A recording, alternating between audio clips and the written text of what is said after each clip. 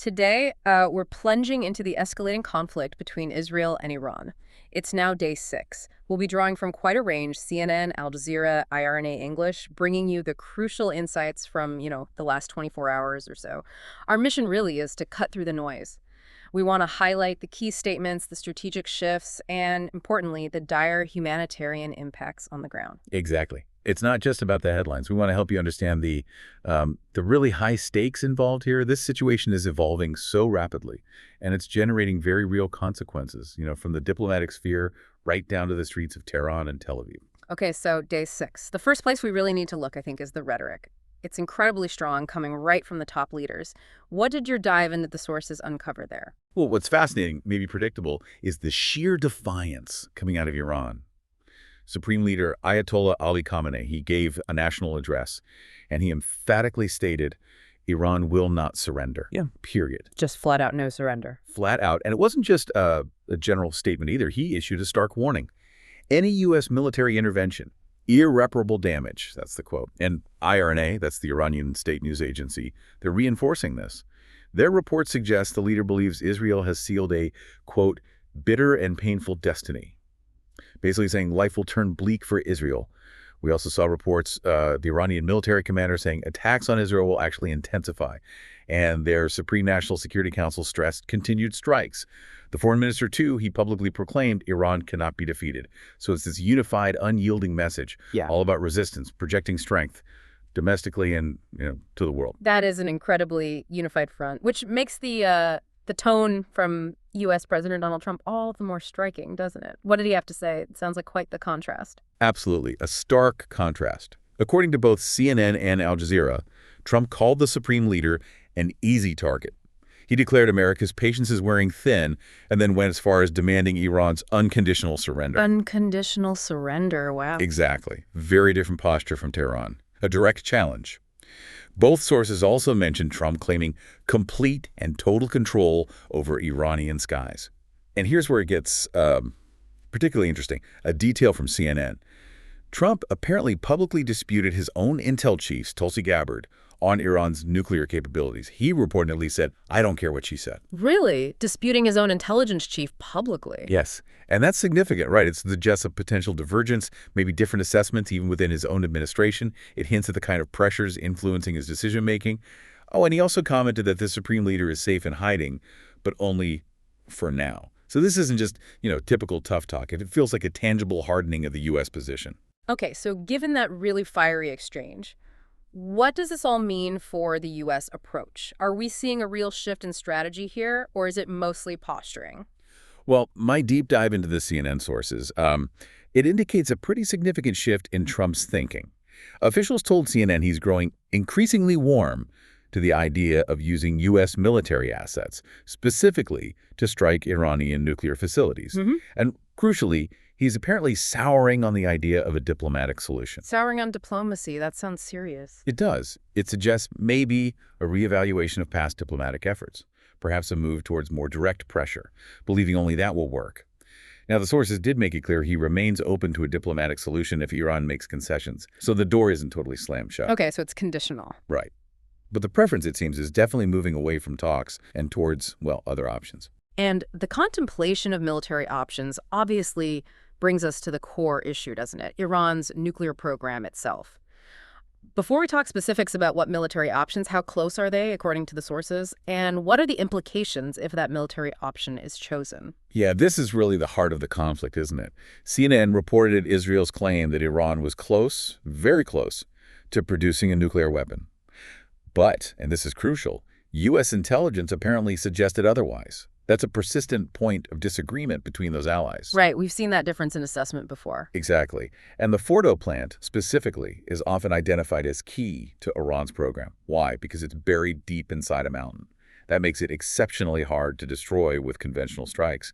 It's a critical part of their enrichment capability. So a very difficult target. Extremely. So any talk of military action often zeroes in on sites like Fordo, but that comes with huge risks and uncertainties, both technically and geopolitically. Okay, so if diplomacy is fading and military action is being considered, what kind of military options are we actually talking about? What's on the table? Well, according to CNN, U.S. aerial refueling tankers have been moved. That's significant. How so? Because those tankers, they aren't just support vehicles. They extend the range of strike aircraft massively. It means potential missions deep into Iran without needing closer, more vulnerable bases. Okay, extending reach. Precisely. And there's also this discussion, again reported by CNN, about whether the U.S. even has bombs capable of destroying those deeply buried facilities, like Fordo. Experts were described as cautious on that. Cautious meaning technically difficult or worried about the fallout? Probably both. Mm-hmm. Cautious about the technical ability to guarantee destruction of such hardened targets, and deeply aware of the immense geopolitical fallout if such an attack were launched. Vice President Vance also commented that Trump might decide to, quote, take further action to end Iranian enrichment. So it's clearly being discussed at the highest levels. And Trump himself. He's been on social media denying reports that he reached out for peace talks. He stated that a real end is better than a ceasefire. So the language seems to be aligning with these military movements and considerations. It certainly seems that way, yes. The rhetoric and the reported preparations appear to be moving in tandem. Let's connect all this high-level strategy and rhetoric back to the ground. First, in Iran, people there are definitely feeling the impact. What's the reality for them? Yeah, the reality on the ground in Iran sounds intense. Air defenses are reportedly active over Tehran, trying to repel projectiles. Explosions have been heard in the city's west. Israel's Air Force confirmed it was carrying out strikes on the capital with plans for significant targets. Significant targets and the human cost. Al Jazeera notes these strikes have disrupted daily life, killing civilians. IRNA, the Iranian agency, reports nearly 1,800 civilians injured. That's a substantial number, and CNN had this powerful detail. Tehran residents are apparently fleeing north. One source told them, basically everyone I know has left the city. Wow, a mass exodus from the capital. Seems like it, or at least significant movement. And adding to the fear, the Iranian foreign minister warned citizens against using apps like WhatsApp and Telegram. The reason? Alleged Israeli targeted assassinations using data from those apps. It just underscores the level of distrust and perceived threat. That's quite something. And what about Iran's own military actions or claims on the ground? We hear a lot from their side, too. We do. And on the military front, IRNA has been making some pretty bold claims. For instance, they reported shooting down a fourth Israeli F-35 fighter jet in Tabriz. Separately, they claim to have destroyed 2 Israeli F-35 fighter jets elsewhere. Those are major claims, especially against advanced F-35s. Are they verified? No, these claims are generally unverified by independent sources. But their strategic importance isn't just about whether they're true, it's also psychological warfare. These claims aim to deter Israel and boost morale back home. They shape perceptions, which can be as important as the actual military balance sometimes. Both IRNA and Al Jazeera also reported Iran used a new, undetectable missile in a strike.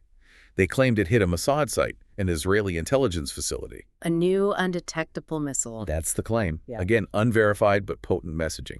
IRNA also accused Israel of a war crime for striking a hospital, and they called the bombing of Iranian state television studios, IRIB, a declaration of war against truthful reporting. CNN noted the Committee to Protect Journalists was appalled by that attack on the media. So a lot of claims and counterclaims alongside very real impacts. What about the situation in Israel? How are they coping? Well, in Israel, those warnings about incoming Iranian missiles have become a grim reality. Explosions have been heard in Tel Aviv. There are photos circulating showing smoke rising from a missile attack in Herzliya, near Tel Aviv. So attacks are getting through. It appears so.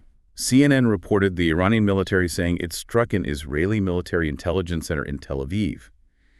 And there was a significant report about years-long research being lost. Apparently, an Iranian strike hit a key Israeli research center.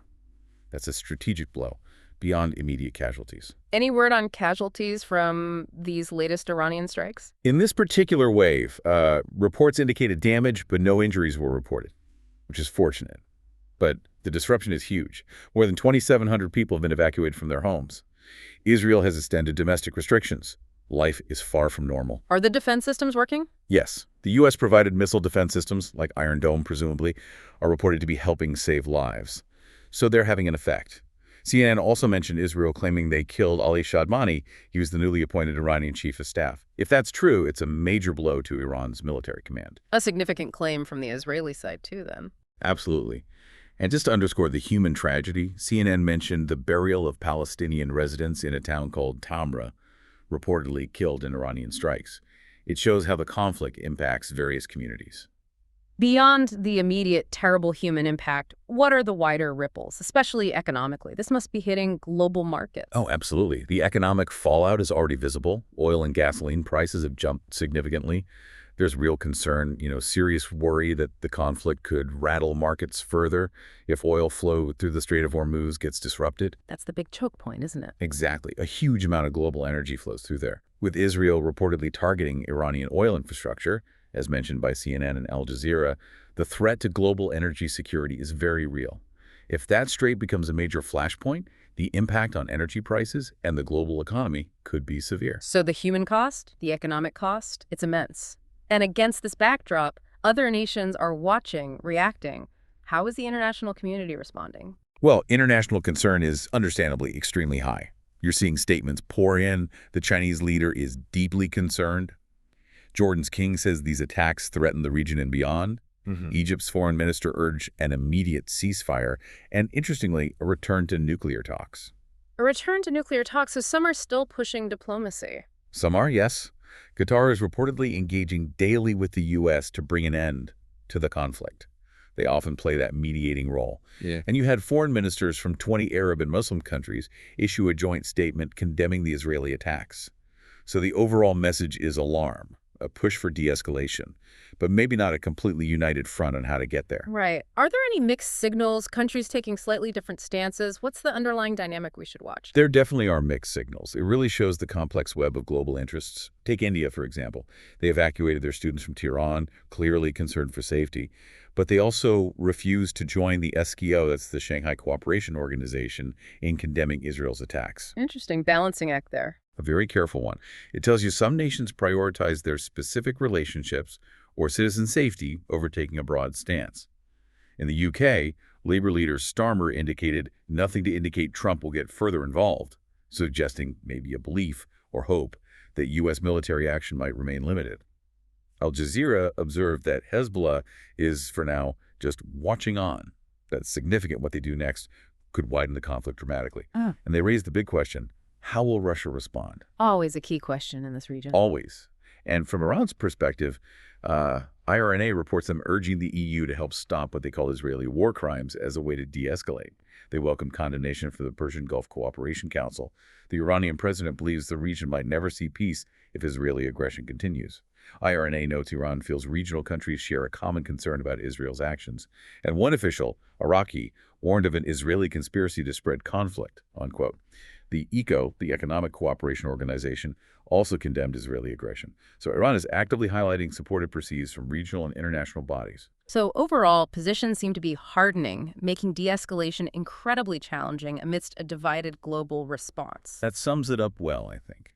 Hardening positions, high stakes. We've certainly navigated a complex landscape today. Defiant rhetoric, shifting strategies, profound impacts on the ground, and all these varied international reactions. It's truly volatile. Indeed. That interplay between the leader's words, the military moves, and the undeniable human and economic costs. It creates a deeply uncertain future. Every action, every statement feels like it holds immense weight right now. So for you, our listener, maybe a final thought to mull over. We're seeing these absolute demands, unconditional surrender versus vows of no surrender, and the shifting line between diplomacy and military force. What do you think is the true unstated goal of each side here, beneath the public declarations?